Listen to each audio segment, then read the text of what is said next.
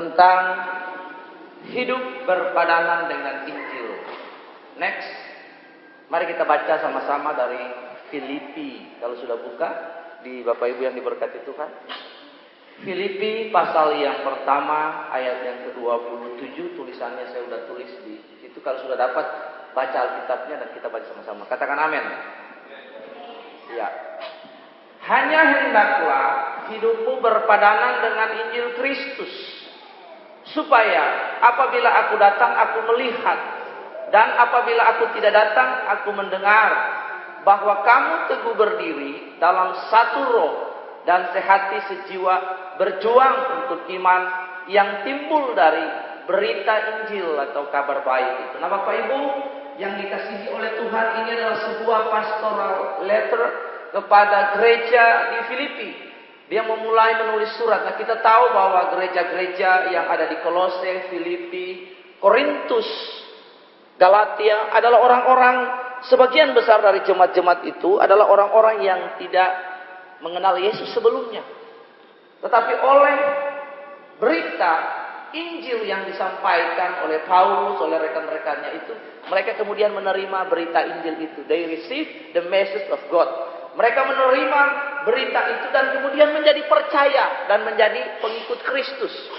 Nah, setelah mereka menjadi percaya dan menjadi pengikut Kristus, mereka perlu dididik dalam pokok-pokok keselamatan, pokok-pokok iman untuk hidup seperti berita yang disampaikan itu. Berita yang disampaikan itu apa? Berita anugerah, bahwa semua manusia telah kehilangan kemuliaan Allah. Untuk bertemu, berjumpa dengan Allah, dengan Bapa itu, mereka perlu menerima Tuhan Yesus dan hidup di dalam kebenaran itu. Karena Yesus adalah jalan kebenaran. Dia berkata, I'm the truth, I'm the way.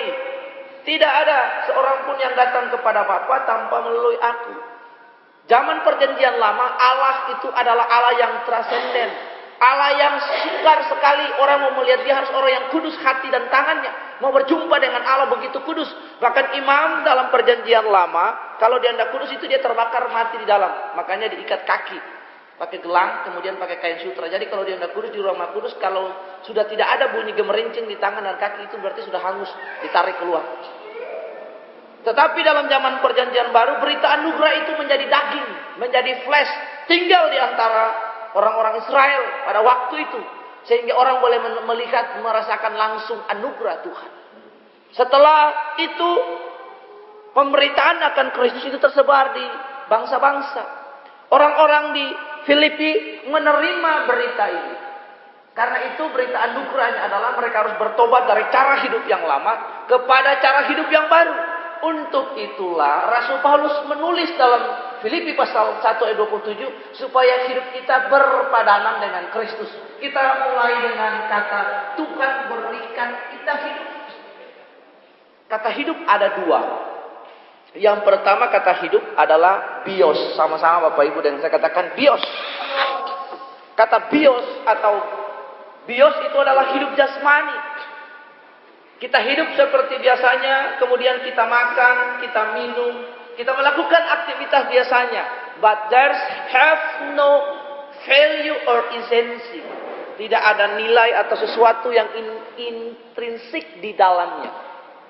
Kita hidup seperti biasa. Itu adalah nature. Semua kita lahir, makan, minum, melakukan aktivitas kawin, mawin dan lain sebagainya. Yang kedua, katakan dengan saya soe. Soe itu artinya hidup yang berdimensi kekal. Karena itu digunakan kata hidup nanti kita lihat. Tuhan berikan kita hidup yang soe, yang berdimensi kekal. Apa yang kita lakukan hari ini itu akan berdampak di kekekalan. Karena itu firman Tuhan berkata bahwa ibadah mengandung janji untuk hari ini dan akan datang ibadah seperti ini. Ini ritual yang kita lakukan. Tetapi ibadah yang sesungguhnya adalah we make a relationship with God. Kita membuat hubungan kita dengan Tuhan di mana saja, saudara. Nah kadang-kadang kan orang juga berpikir bahwa saya sudah ke gereja, saya sudah ibadah. No. Saya sudah mengikuti persekutuan ini, saya sudah ibadah. No. Ibadah yang sejati Firman Tuhan berkata adalah mengunjungi janda-janda dan fakir miskin. Is the important things. Ada hal yang esensi lain lagi. Setiap hari, di mana saja, wherever you are, hidup kita harus memancarkan dan berpadanan dengan Injil Kristus. Di mana saja. The people must know, we are know about Jesus. Orang-orang harus mengenal kita, bahwa kita mengenal Kristus.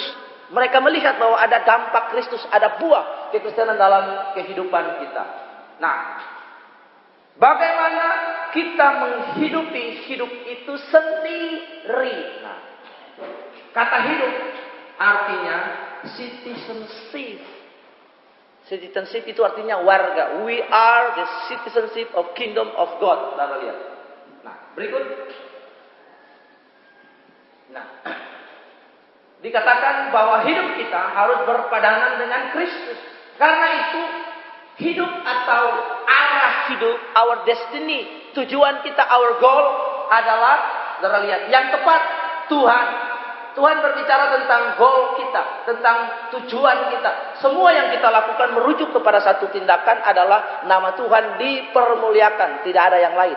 Semua yang Bapak Ibu dan saya kerjakan, semua tujuannya cuma satu. Bagi dialah, dari dialah, oleh dialah kemuliaan sampai selama-lamanya. Firman Tuhan, saya sudah lupa ayatnya. Tapi Firman Tuhan bilang, apapun yang kita perbuat, apapun yang kita lakukan, seperti untuk Tuhan dan bukan untuk manusia. Jadi di dalam tindakan dan perbuatan yang kita lakukan, semuanya merefleksikan ada Tuhan dalam kehidupan kita. It's a very important things. Saudara lihat, Tuhan berbicara tentang tujuan, pilihan yang tepat, my way, arah hidup kita. Rasul Paulus berkata dalam Filipi pasal 3 ayat yang ke-7 dan yang ke-8, saya sudah khotbah di tempat ini, bahwa Christ is my life orientation. Kristus adalah pusat tujuan hidup kita. Kita cuma tinggal sebentar. Kemarin kita menghadiri ibadah di sana. Pak Marbun berumur 59 tahun, saudara lihat. Tapi dia begitu menghayati hidupnya, nangis terseduh-seduh. Masih banyak hal yang harus dia lakukan dalam hidup ini. Anak-anaknya, mantunya semua dikumpulin, cucunya. Apa harapan buat kakek, buat bapak, dan lain sebagainya. Menggambarkan betapa fananya hidup ini. Sebelumnya saya menghadiri pemakaman di kuburan beberapa waktu yang lalu. Lalu saya ada di kuburan itu, di tengah-tengah kuburan. Dan saya menulis sebuah catatan kecil. Saya juga siap antri ke sana. Apakah saya sudah layak? Pertanyaan ini bagi diri saya sendiri. Hidup itu tidak gampang, Bapak Ibu yang dikasihi oleh Tuhan. Sangat susah. Karena itu kita memulainya dengan Kristus, kita mengakhirinya dengan Kristus. Tidak ada hidup yang bermakna, yang lebih berguna, yang lebih berdaya cipta jika di luar Kristus. Tuhan selalu menjadi prioriti yang pertama. Tuhan sama dengan kebahagiaan, sumber damai sejahtera. Karena itu kita berkata Abba. Abba means source, sumber. Source from everything that we needed in our life. Sumber dari segala sesuatu yang kita butuhkan di dalam hidup kita. Tuhan harus yang menjadi yang pertama. Ada istilah kalau kita minum obat, itu ada efek samping. Atau hal-hal yang kita kerjakan itu mempunyai reward. Tapi itu fana. Efek sampingnya jangan dikejar. Tuhan berkata, carilah dahulu kerajaan Allah dan kebenaran. Everything. Cari kerajaan Allah dan kebenaran bukan berarti saudara harus 24 jam penuh tidak keluar kamar. Baca Alkitab, berdoa 24 jam penuh, lalu tidak masak, lalu tidak kerja. Tidak. Tapi hidup saudara. Di atas motor saudara memuji Tuhan. Di toilet saudara memuji Tuhan. Di mana-mana saudara memuji Tuhan. Sambil sapu saudara memuji Tuhan. Goreng tempe. Semua saudara memuji Tuhan. Dalam berbagai-bagai pekerjaan kita, tindakan kita. Ada buah, ada hasil. Nama Tuhan dipermuliakan. Saudara lihat. Karena itu kita harus mengarahkan hidup kita. Goal kita, sasaran Tuhan. Kepada rencana Tuhan. Yang sebelah kanan adalah yang tepat.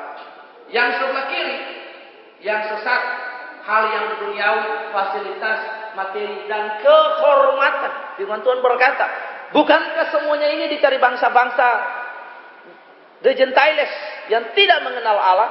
Tetapi bagi kamu, hai kawanan kecil, jangan takut, carilah dahulu kerajaan Allah dan kebenarannya. Yang dicari bangsa-bangsa apa? Kalau kita baca Matius 6 ayat 33. Ayat sebelumnya, makan, minum, dan pakai.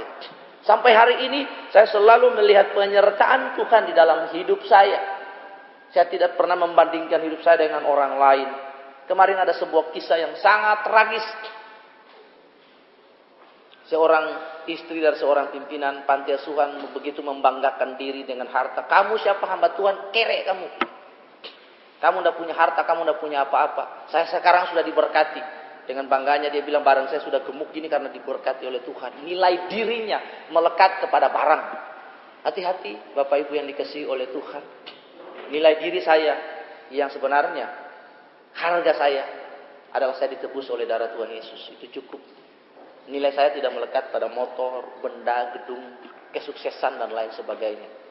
Lalu, oh ini saya. Orang bisa melihat saya dan orang menaruh pengharapan kepada saya.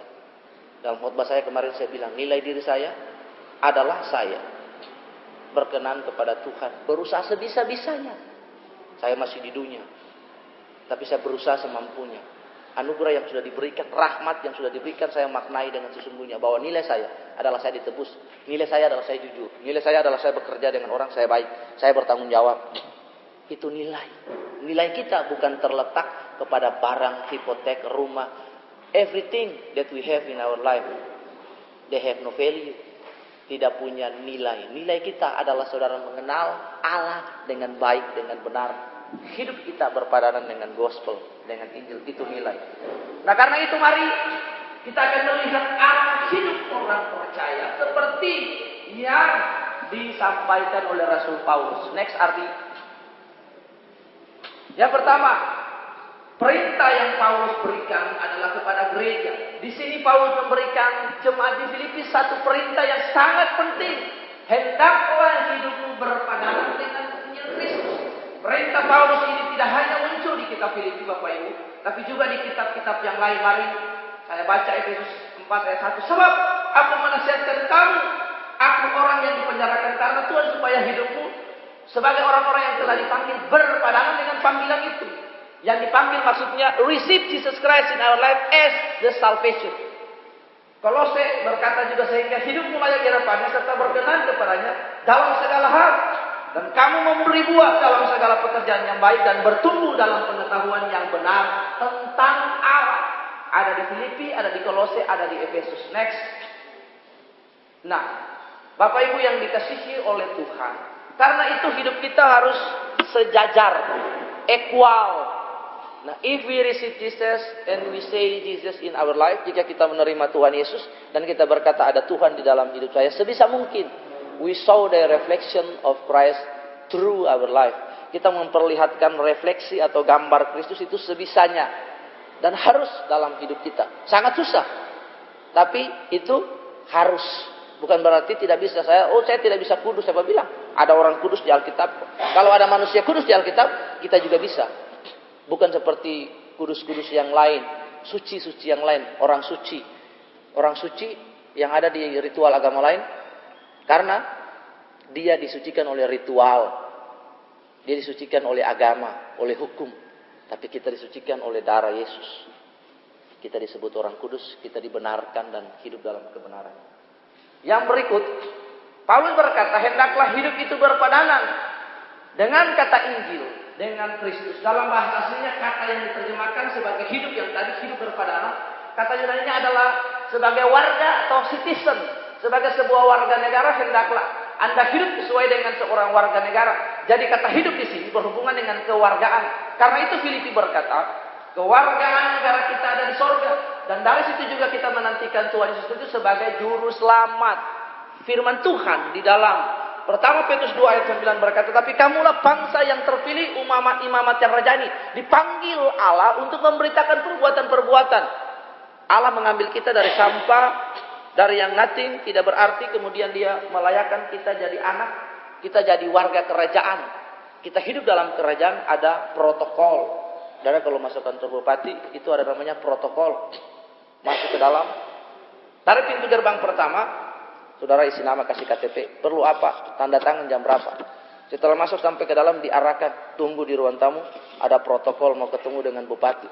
Harus melalui serangkaian protokol, tata kromo, tata aturan. Apalagi mau ketemu sultan di Jogja sana. Ketemu bupati kita masih enak. Kalau ketemu sultan itu darah merayapnya pakai lutut.